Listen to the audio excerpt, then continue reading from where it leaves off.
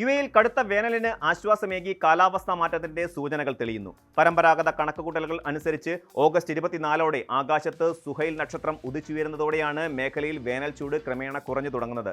സുഹൈലിന്റെ വരവോടെ രാത്രികാലങ്ങളിൽ താപനില കുറയുകയും കാറ്റിലും അന്തരീക്ഷത്തിലും ഈർപ്പം വർദ്ധിക്കുകയും ചെയ്യും. പെട്ടെന്നൊരു തണുപ്പ് അനുഭവപ്പെടില്ലെങ്കിലും കഠിനമായ ചൂടിൽ നിന്ന് മിതമായ കാലാവസ്ഥയിലേക്കുള്ള മാറ്റത്തിന്റെ തുടക്കമായാണ് അറബ് ലോകം ഈ നക്ഷത്രോദയത്തെ കാണുന്നത്. നക്ഷത്ര ഉദയത്തോടെ രാത്രികൾക്ക് ദൈർഘ്യമേറുകയും പകലിന്റെ ദൈർഘ്യം കുറഞ്ഞു തുടങ്ങുകയും ചെയ്യും. കൂടാതെ വരാനിരിക്കുന്ന മഴക്കാലത്തിന്റെ വരവറിയിക്കുന്ന കാറ്റും ഇതോടൊപ്പം രൂപപ്പെടാറുണ്ട്. കൃഷി ഇറക്കുന്നതിനും ഈന്തപ്പഴ ശേഖരണത്തിനും അനുയോജ്യമായ സമയത്തിന്റെ തുടക്കമായാണ് ഗൾഫ് മേഖലയിലെ കർഷകർ പരമ്പരാഗതമായി ഈ ഘട്ടത്തെ കണക്കാക്കുന്നത്.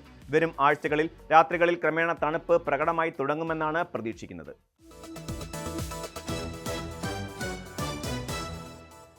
സൗദി അറേബ്യയുടെ വിവിധ ഭാഗങ്ങളിൽ ഓഗസ്റ്റ് പകുതി വരെ കഠിനമായ ഉഷ്ണതരംഗം തുടരുമെന്ന് ദേശീയ കാലാവസ്ഥാ നിരീക്ഷണ കേന്ദ്രം മുന്നറിയിപ്പ് നൽകി. ഓഗസ്റ്റ് 9 മുതൽ 15 വരെയുള്ള ദിവസങ്ങളിൽ രാജ്യത്തിന്റെ പല മേഖലകളിലും താപനില 48 മുതൽ 50 ഡിഗ്രി സെൽഷ്യസ് വരെ ഉയർന്നേക്കാം. കിഴക്കൻ പ്രവിശ്യയിലും റിയാദിന്റെ കിഴക്കൻ തെക്കൻ പ്രദേശങ്ങളിലുമാണ് ചൂട് ഏറ്റവും രൂക്ഷമാകുക. കനത്ത ചൂടിനൊപ്പം ശക്തമായ പൊടിക്കാറ്റിനും കാഴ്ചപരിധി കുറയ്ക്കുന്നതിനും സാധ്യതയുള്ളതിനാൽ ഉച്ചസമയങ്ങളിൽ നേരിട്ട് വെയിൽ കൊള്ളുന്നത് ഒഴിവാക്കണമെന്നും നിർജ്ജലീകരണം തടയാൻ ധാരാളം വെള്ളം കുടിക്കണമെന്നും ആരോഗ്യ വിദഗ്ധർ നിർദ്ദേശിക്കുന്നു. ഈ ഘട്ടത്തിൽ അത്യാവശ്യ ഘട്ടങ്ങളിലല്ലാതെ പുറത്തിറങ്ങരുതെന്നും വാഹനങ്ങളിൽ തീപിടിക്കാൻ സാധ്യതയുള്ള വസ്തുക്കൾ സൂക്ഷിക്കരുതെന്നും ഭരണകൂടം പൊതുജനങ്ങൾക്ക് ജാഗ്രതാ നിർദ്ദേശം നൽകിയിട്ടുണ്ട്.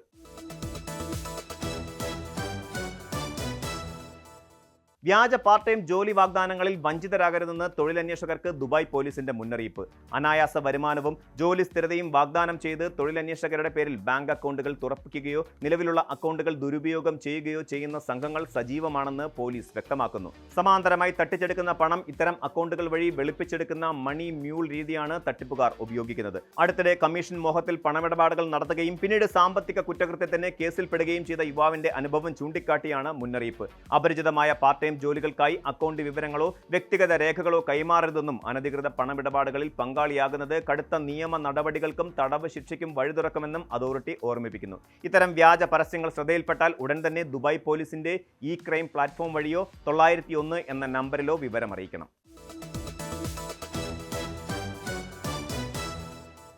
കള്ളപ്പണം വെളുപ്പിക്കലും ഭീകരവാദ ധനസഹായവും തടയുന്നതിന്റെ ഭാഗമായി കുവൈറ്റിൽ വിദേശ പണമിടപാടുകൾക്ക് പരിശോധനകൾ കർശനമാക്കി.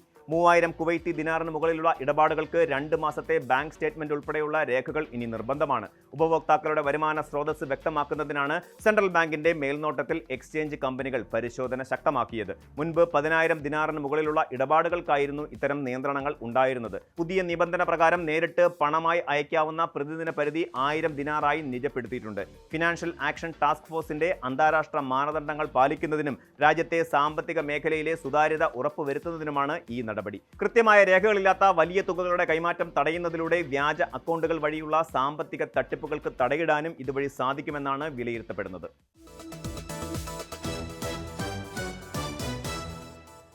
വിസിറ്റ് വിസകൾ റെസിഡൻസി വിസകളാക്കി മാറ്റാനുള്ള പ്രവാസികളുടെ അപേക്ഷകൾ കർശന വ്യവസ്ഥകൾ പാലിക്കാത്തതിനെ തുടർന്ന് കുവൈറ്റ് അധികൃതർ കൂട്ടത്തോടെ തള്ളി. പുതിയ മന്ത്രാലയ ഉത്തരവ് പ്രകാരം നിർദ്ദിഷ്ട മാനദണ്ഡങ്ങൾ പൂർത്തിയാക്കാത്ത 100 കണക്കിന് അപേക്ഷകളാണ് തള്ളിയത്. കുടുംബത്തെ കൂടെ താമസിപ്പിക്കാൻ കുറഞ്ഞത് 800 കുവൈറ്റി ദിനാർ, അതായത് ഏകദേശം 2.18 ലക്ഷം രൂപ മാസ ശമ്പളവും ആവശ്യമായ ഹെൽത്ത് ഇൻഷുറൻസ് ഉൾപ്പെടെയുള്ള ഫീസുകളും നിർബന്ധമാണ്. ഭാര്യയ്ക്കും 18 വയസ്സിന് താഴെയുള്ള ആൺമക്കൾക്കും 21 വയസ്സിന് താഴെയുള്ള പെൺമക്കൾക്കും മാത്രമാണ് വിസിറ്റ് വിസ റെസിഡൻസ് ആക്കി മാറ്റാൻ സാധിക്കുക. എന്നാൽ സന്ദർശന വിസയിലെത്തുന്നവർക്ക് തൊഴിൽ വിസകളിലേക്ക് മാറുവാൻ അനുമതിയില്ലെന്ന് അധികൃതർ വ്യക്തമാക്കി. എന്നാൽ ഉയർന്ന അക്കാദമിക് യോഗ്യതയോ സാങ്കേതിക പ്രാഗൽഭ്യമോ ഉള്ള പ്രവാസികൾക്കും ഗാർഹിക തൊഴിലാളികൾക്കും ചില പ്രത്യേക നിബന്ധനകളോടെ ഇളവുകൾ ലഭ്യമാണ്. തൊഴിൽ വിപണിയിലെ സുതാര്യത ഉറപ്പാക്കാനും കൃത്യമായ താമസ രേഖകളില്ലാത്ത അവസ്ഥ ഒഴിവാക്കാനുമാണ് ആഭ്യന്തര മന്ത്രാലയം പരിശോധനകൾ ശക്തമാക്കിയിരിക്കുന്നത്. കൂടുതൽ വാർത്തകൾക്ക് news 18 Keralam YouTube channel subscribe ചെയ്യുക.